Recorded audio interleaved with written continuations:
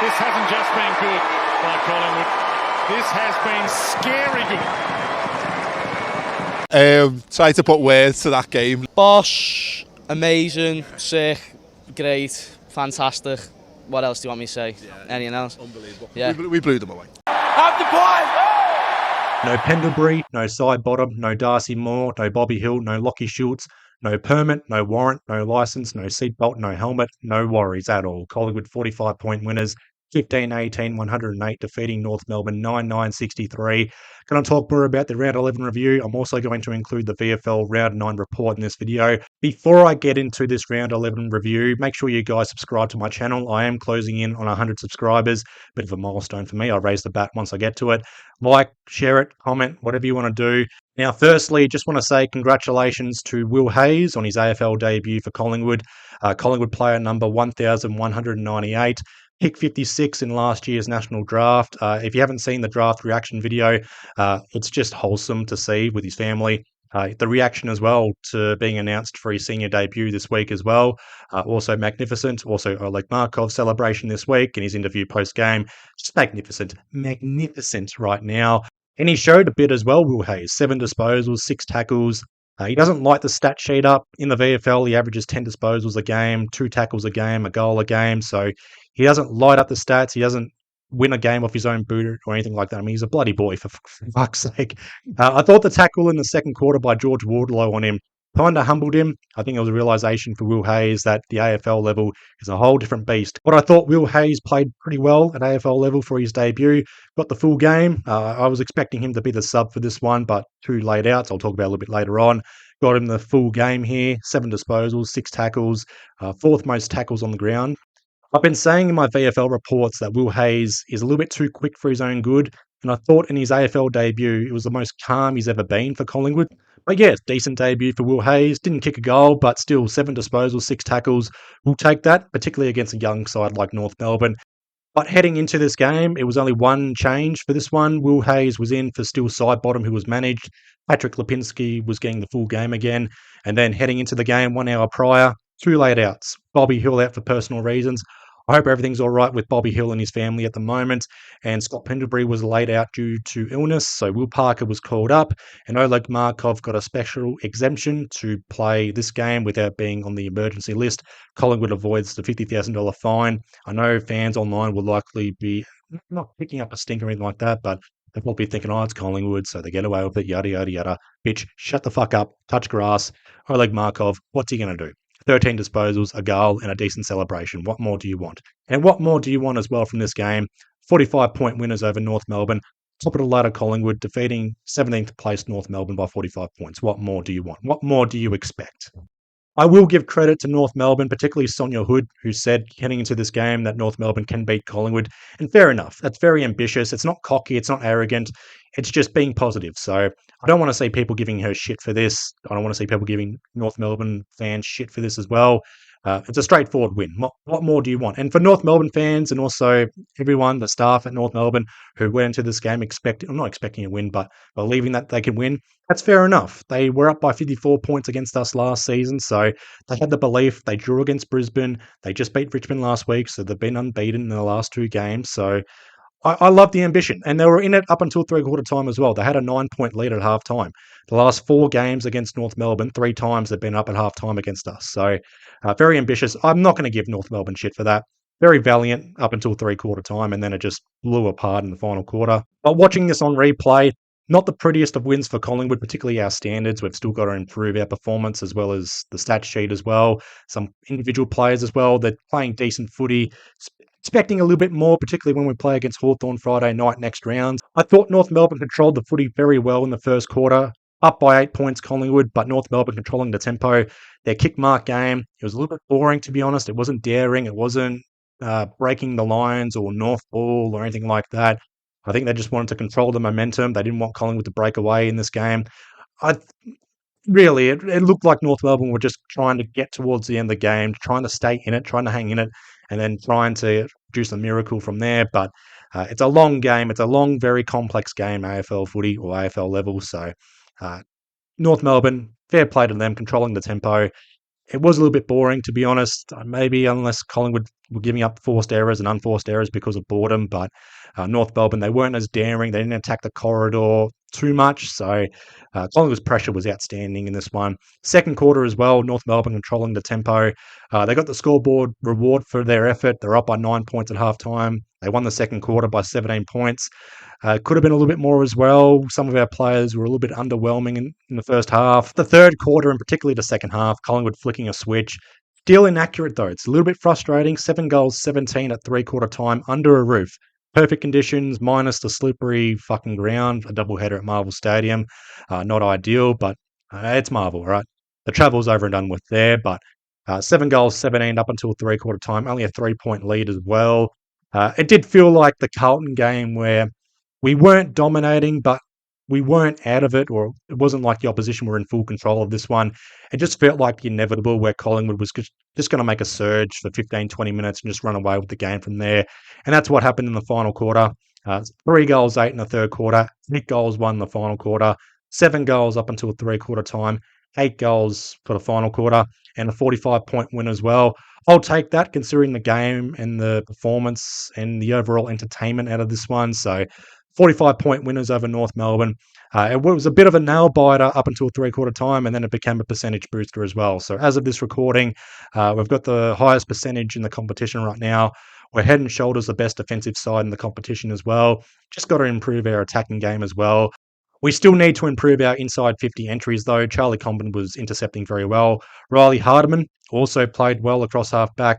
Why is North Melbourne chasing Braden Maynard when you can just extend, or you have Riley Hardiman for the next 10, 15 years or decade plus?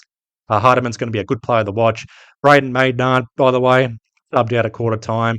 Plantar fasciitis in his foot. Looks like it's been snapped. If it's a partial tear or a tear, we'll find out, or a full tear, we'll find out. Strangely enough, with this injury, we are hoping it's a full tear, so it's a proper recovery and healing time there. Expect Braden Maynard to be out for 4 to 6 weeks, give or take a couple of weeks here and there. But this foot injury, though, it might fast track the contract extension talks and signature and stuff like that. But watch this space. It looks like he's going to stay at Collingwood more than likely, but we've got the bye coming up in 2 weeks. That will likely be where the decision will be made. But yeah, 45-point winners over North Melbourne. I think what I like about this win, and it's weird to say, I like this win, not because we beat North Melbourne or we just beat up on a bottom 4 team, but it's the bottom 4 teams where we really struggle to win or we just outright lose to them. We struggled up until three-quarter time. That's where the struggle ended, though. Again, 45-point winners. We ran away with it. That's what I liked about it. And we had our weakest side as well. Again, no Pendlebury, no side bottom, no Bobby Hill, no Darcy Moore, no Lockie Schultz, no Jordan DeGoey, no Dan McStay. Tom Mitchell's still in the VFL. Didn't really play well in the VFL. I'll talk about that a little bit later. But there's at least 7 players that were not in our best 23 that could have played. Reef McInnes out for the season. That's 8. If you want to include Harvey Harrison, that's 9. So it's just magnificent to be able to play like that, show our depth. The youth is coming up as well. Now, we did lose the clearance count, and that was mainly because of Tristan Jerry in the ruck. I'll put my hand up as well and admit Tristan Jerry beat Darcy Cameron here, and he's a better ruckman compared to Darcy Cameron. But what I like about Darcy Cameron, he fills the hole down back. He's able to play better around the grounds compared to someone like a Tristan Jerry or even a Max Gawn or a Tom De Koning. So we still got Darcy Cameron. There is murmurs that he could be going to West Coast next season because of a contract extension there, but watch this space there. Mason Cox providing the chop out. Didn't really make an impact up forward. He was a presence, but he didn't really clunk the contested marks like we typically expect from Mason Cox. Just brings height, provides a chop out. That's all we need. But we all know that he's on his last legs at AFL level or at Collingwood AFL level there. 15 games left in the season, 12 home and away games, 3 or 4 finals. You can count on one hand how many good games Mason Cox has. So that's all we need from Mason Cox. Provide a chop out when needed. Gives Darcy Cameron a rest. So, yeah, but the clearance count here, we lost that mainly because of Tristan Jerry in the ruck. But we also lost the contested possession count by minus 27. Now, minus 27 contested possessions might scream alarm bells, but when you're plus 45 in tackles, we laid 90 tackles for the game, 20 tackles inside forward 50. You can thank Ned Long for that as well. The contested bull stuff he's been doing right now. 29 disposals, 13 contested possessions, 15 score involvements, 14 tackles, 6 clearances. Bloody hell, Ned Long. settle the fuck down. Career best performance here. Got to catch my breath there.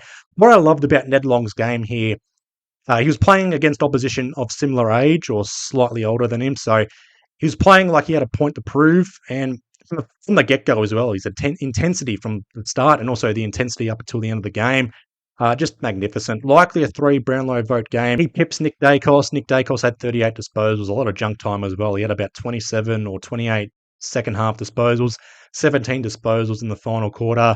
Josh Dacos also having 31 disposals, so the Dacos brothers having 69 disposals in total for the game. I just had to mention that. Very nice stuff there. Other standouts here, Jamie Elliott kicking 5 goals. He's on 28 goals for the season. He's on track for an All-Australian Blazer for the first time. Second best small forward behind Jack Higgins at the moment. I know Saints fans are going to be up in arms about how Jack Higgins doesn't get the love or the recognition. Relax. Jack Higgins, best small forward in the competition, all right? Jamie Elliott, second. But Jamie Elliott, just loving what he's doing right now for Collingwood. 32 years of age, 14th season in the AFL, and he's on track for an All-Australian selection, so good stuff to see. Membry and Myercheck combining for 5 goals. Membry kicking 3 goals. Myercheck kicking 2 goals. Myercheck still banged up. He's a fucking battering ram right now, Brody Myercheck, but he's still delivering. Dan McStay to come back in a couple of weeks. Charlie West, he could make his AFL debut, even though he had a shit game in the VFL. I mean, everyone had a shit game in the VFL, but Charlie West, debut imminent at AFL level. And the other standout for me was Billy Frampton. Now, hear me out. All-Australian defender, Billy Frampton. I'm just going to plant that seed in your brain right now.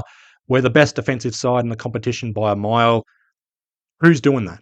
That's Billy Frampton. He's just kept Nick Larkey to 1 goal. Nick Larkey loves playing against Collingwood. That 1 goal as well. He got that little bit of separation for that contested mark or that lead-up mark in the second quarter. That was it. Besides that, Nick Larkey was up the ground. And for North Melbourne, I thought they missed a trick. I think they are missing a trick with Nick Larkey being more up the ground. With Jack Darling involved, I think Nick Larkey needs to be more deep. He needs to get back to that Coleman level for Nick Larkey, but whatever. I mean, Billy Frampton had a good game, intercepting well. He doesn't have to play like Darcy Moore, but for some reason, he's playing like Darcy Moore. And for me at least, I think All-Australian defender Billy Frampton, I'm sorry, but it's a possibility right now. Give it a couple of weeks. If he keeps playing like this, then the discussion has to be had fully. A civil discourse has to be made on that. So for me, Ned Long, the Dacos boys, Jamie Elliott, Tim Membry, Brody Myercheck, and Billy Frampton were my standout players here. I want to give mention as well to Ed Allen, Bo McCreary, Isaac Quaynor, Jack Crisp for their second half performances. Very good performances. Ed Allen as well. He had a point to prove, 24 disposals in this game. Jack Crisp, Bo McCreary in the midfield stood up. That's where the switch was flicked, or the flick was switched, or whatever. The switch up was there. We improved leaps and bounds in midfield with Jack Crisp and Bo McCreary. It's nice to have that luxury to have Jack Crisp and Bo McCreary as midfield depth right now. Bo McCreary, underrated, one of the best entries inside forward 50 as well. So very good stuff there for Bo McCreary. Usually you expect him to be the pressure act guy, the tackles, the 1%ers, but it's his efficient inside 50 entries is what's standing out right now. And my last mentions as well to Harry Perryman and Dan Houston. Dan Houston, the general across half back. Harry Perryman, his work rate, watching the replay, underrated work rate ability by Harry Perryman, if that's a word, work rate ability. Kicked the goal in that final quarter. That's reward for his efforts, second and third efforts as well. Whether it's in the back line, in the midfield, up forward, Harry Perryman, he's Mr. Fix-It. He's our utility player right now. Wherever we stick him, he delivers. With Braden Maynard out for the next month and a bit, most likely Perryman will probably have a home down back. It's what we need, that grunt down back. So particularly against a team like Hawthorn and Melbourne next couple of weeks, we need someone like a Perryman to step up. Dan Houston as well. But they played solid performances here. The stats don't reflect it, but their performances will not go unnoticed by me. Stats-wise, we lose the clearances and contested possessions. It's 3 weeks in a row we've lost those metrics, but I'm not too worried. The tackling and the pressure, that's there. Our inside 50 entries still needs to improve, but not a headache or an issue just yet, particularly compared to Hawthorn and how they performed against Brisbane. Their forward 50 entries, bit of a luxury for us, so take it for granted. But our forward 50 entries will improve most likely. They're more structured down back Hawthorn, so we've got to watch out for that. Got a convoy coming back, at least 4 or 5 changes for the Hawthorn game, and unless there's injury bugs or training mishaps or things like that, Our depth's very good right now. We're well prepared. We're well connected. The astrological signs right now indicate that Collingwood's on track to win a premiership here. Things are going smoothly right now for Collingwood, minus the injuries and stuff like that. But we got through this game mostly unscathed. 9-2 after 11 games, on top of the ladder still. Life's good. Life can be a dream, sweetheart. Now, again, I am recording this Sunday afternoon after 5 o'clock. Again, I am going to include the VFL Round 9 report. What can I say about that? We lost, and we lost by 72 points, and we were on track to losing that by 100-plus points. Didn't kick a goal in the second or third quarters. Less said about that, the better. Only 8 AFL-listed players for this one. Oleg Markov, Will Hayes getting the senior call-up. Will Parker last week was the carryover emergency. He got called up as well. And Tao Jath was out for this one, unless he was the carryover last-minute emergency, whatever you want to call it. 8 AFL-listed players. Harry Dimatia, 31 disposals. He's on track for a senior debut soon. Jacob Ryan, 26 disposals across halfback. When we were bombarded by North Melbourne's inside 50 entries, Jacob Ryan, 26 disposals. That's by default. Not want to be too negative, but Jacob Ryan, 26 disposals. It's what we need, particularly with Braden Maynard going to be sidelined. So Jacob Ryan stood up here very well. About that, though, the other 6 players, Charlie Dean, nah. Charlie West, definitely not. Charlie West will learn from that. Very underwhelming here. And I mean, the forward 50 entries were shocking, though. And I was also going to mention the mid-season draft and the VFL listed players that we could select. And that 72-point loss in the VFL, 7-9-53 to 19-9-123. North Melbourne did have 16 AFL listed players for this one, so it's like bringing a gun to a sword fight. We were screwed from the get-go. Tom Mitchell, he got through the game unscathed, but didn't warrant senior selection with his performance here. Oscar Steen had a decent final quarter, kicked 2 late goals. Could he possibly replace Mason Cox? You never know. You never know. But Oscar Steen just needs to build on this. As I say with the VFL performances, just build on it. You never know. They might get the call up. He doesn't have the height compared to Mason Cox, and if Mason Cox gets dropped, I expect him to bounce back in the VFL. Too good for the VFL. Not good enough for the AFL. That's Mason Cox, but Mason Cox has the height to give a chop out to Darcy Cameron, and that's pretty much it. The VFL side got walloped. The VFLW side got up by 13 points. They're just a game outside the top 6. Upset win over North Melbourne Werribee. That's what their combined name is. So 2 out of 3 ain't bad for the weekend. But that'll be all for this round 11 review of Collingwood v North Melbourne. Make sure you guys subscribe, comment, like, share it, recommend it, whatever you want to do. Hoping you guys have had a good weekend. Be well, stay safe. Magpies out.